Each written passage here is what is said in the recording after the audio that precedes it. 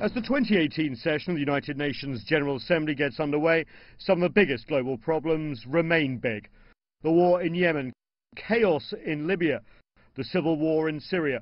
But there are signs of hope. Rocket Man is on a suicide mission for himself and for his regime. A year ago, the US and the DPRK looked like they could be headed for war. Now, the talk is of peace. This time, unlike last year and the famous fire and fury, what we'll see is President Trump will talk about the great steps forward that we've made with North Korea. Meanwhile, however, the Iran nuclear deal is under serious strain after a unilateral pullout by Washington. US President Donald Trump is expected to use his speech at the UN and at a Security Council meeting he is chairing to press US allies to abandon it too. But on other issues, the United Nations continues to be indispensable. The fight to tackle climate change continues.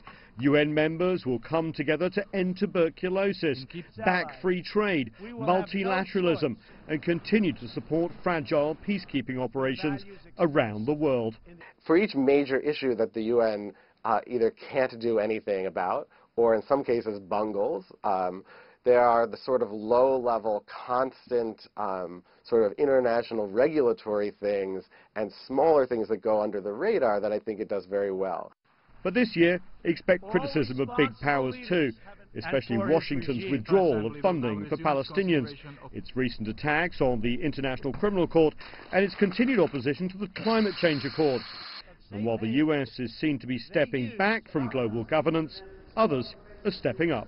It looks like the United States is pulling back, but I don't think that is actually what's happening. What's happening is the emergence of new players that are blocking the United States from determining the rules of the global game by itself exclusively. That's the big change. So while the headlines from New York will likely be about US President Donald Trump and what he says about pressing global concerns and world leaders, the United Nations will be embracing a much broader agenda at the UN General Assembly 2018, an agenda that extends far beyond the United States and the latest presidential tweet. Nathan King, CGTN, Washington.